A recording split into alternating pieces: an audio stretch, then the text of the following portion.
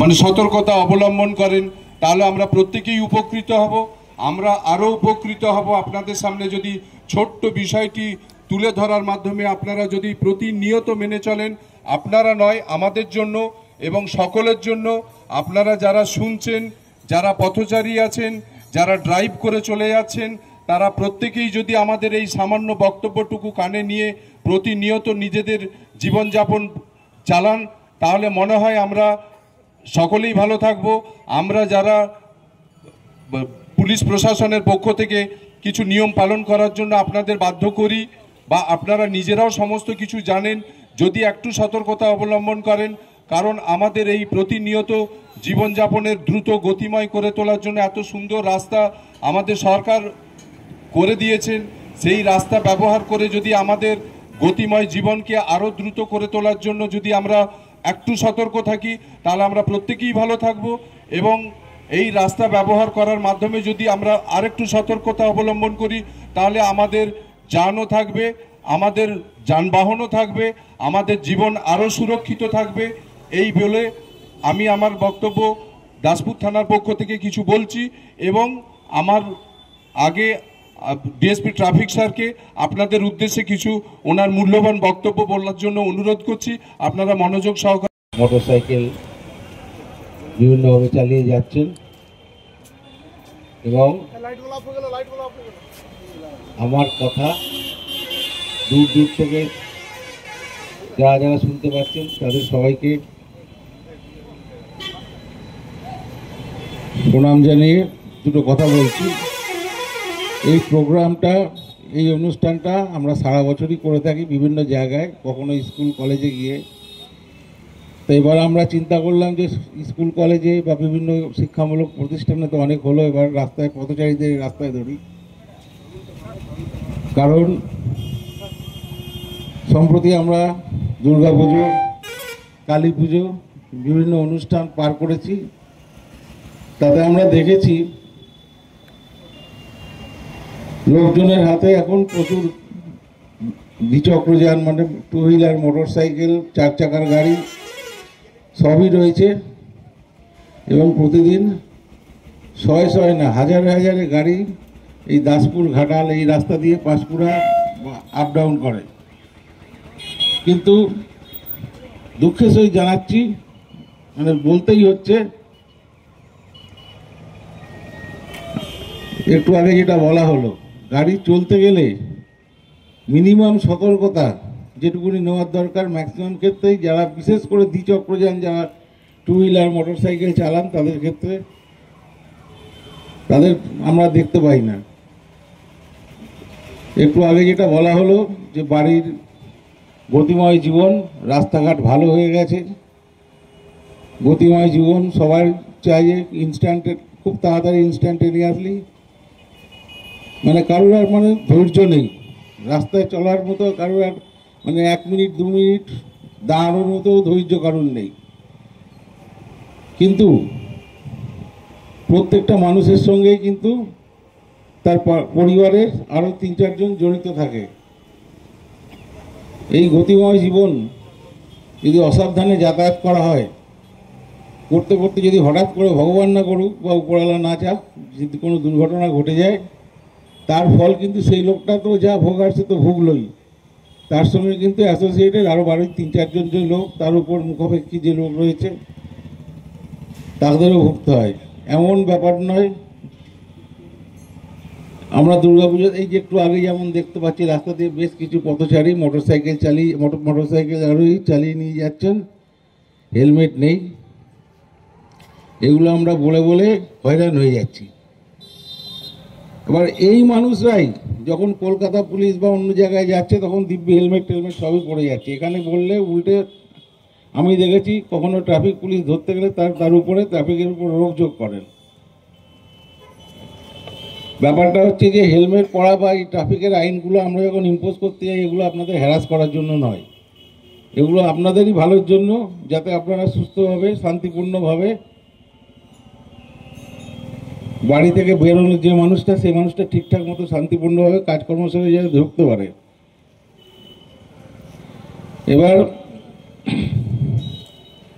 বারবারই বলা হয় এই জিনিসগুলো, যেগুলো আমরা বলি সেগুলো আপনারা সবাই জানেন, তবুও বারবার বলতে হয় এই একটাই কারণে, একটা সময় 1%, 2%, 4% তো যদি ডেভেলপমেন্ট পাওয়া যায়, যে মানুষের যদি চেতনার উদ্রেক হয়, সেটাই আমাদের লাভজনক।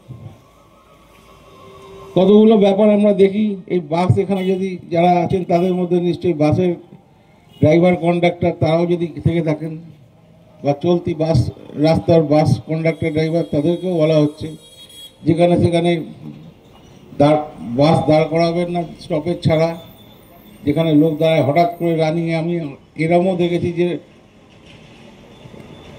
হঠাৎ করে মাঝ রাস্তায় হাত দেখালো, বাসটা পুরো থামলো না, পেছনে খুব প্রচণ্ড স্পিডে এসে বাসটা কোনো রকমে লোকটাকে ঘাট ধরে তুলে নিয়ে বা নামিয়ে দিয়ে আবার চলে গেল।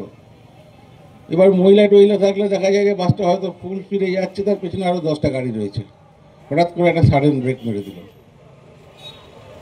এবার পেছনের গাড়ি সে বুঝতেও পারলো না, দিনের বেলা, রাত্রিবেলা তাও নয় টেল লাইট মেল লাইট দেখে বোঝা যায়, দিনের বেলা বুঝতেও পারলো না, পেছনে দুমদুম করে ভূতভূতি হয়েছে।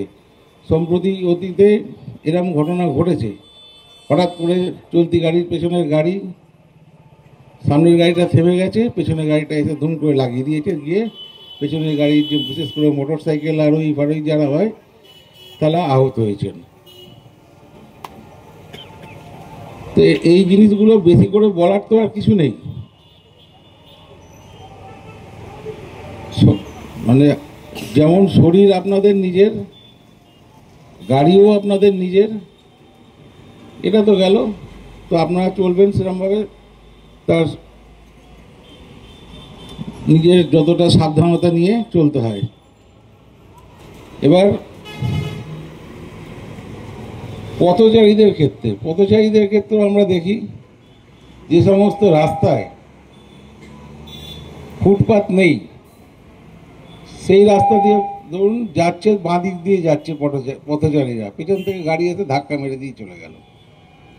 যেখানে ফুটপাত থাকবে সেখানে আপনি ধরুন বাঁ দিক দিয়ে ঠিক রাস্তা দিয়ে যান, কিন্তু যেখানে রাস্তা দিয়ে ফুটপাত নেই তাহলে তার উল্টো দিক দিয়ে যান, যাতে আপনি সামনে থেকে গাড়িটা কী আসছে দেখে আপনি নিজের সতর্কতা নিতে পারেন। জিনিসগুলো একটু ভালো করে বুঝে দেখেন যে আপনার পেছন থেকে কি গাড়ি আসছে, আপনি চলতে চলতে কতবার পেছনে তাকাবেন।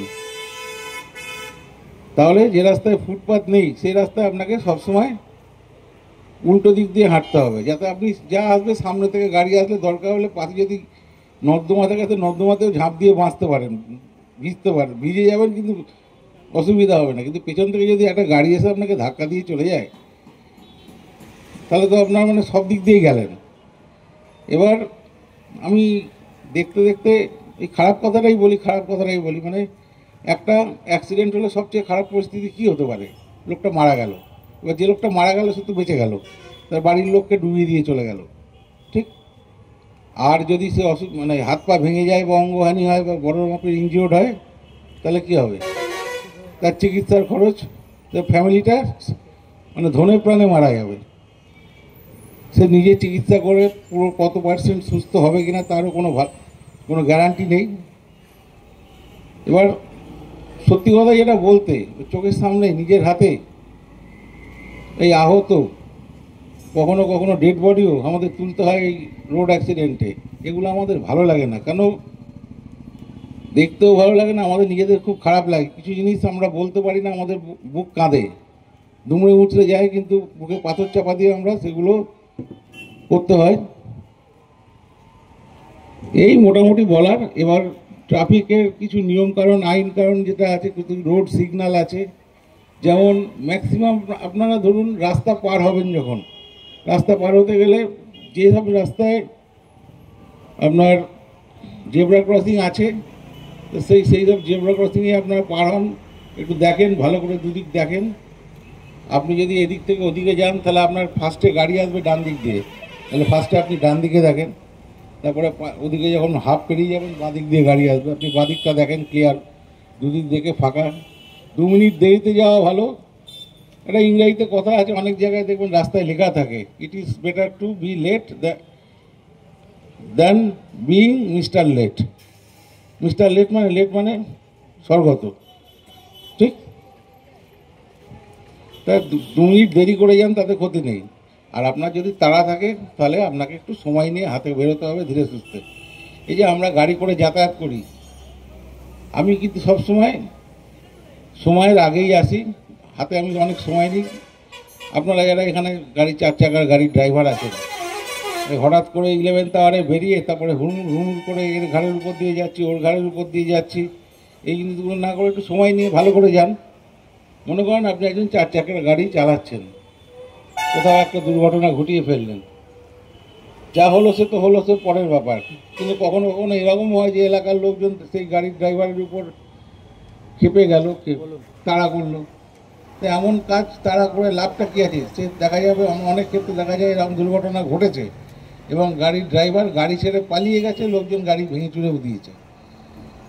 তা এত তাড়াহুড়ো করার দরকারই কী আছে? আমাকে নিজের যদি চলে যান, দেখবেন আমরা আমাদের ছোটোবেলায় দেখেছি পাড়ায় 4-5টা বাড়ির মাঝখানে একটা বাড়িতে ফোন থাকতো, সে ডায়াল করা ফোন, তারপরে সে ফোন ঘরে আছে। এখন মোবাইল ফোন প্রত্যেকের হাতে 2-3টে করে রয়েছে। এইরকম একটা রেকর্ড প্লেয়ার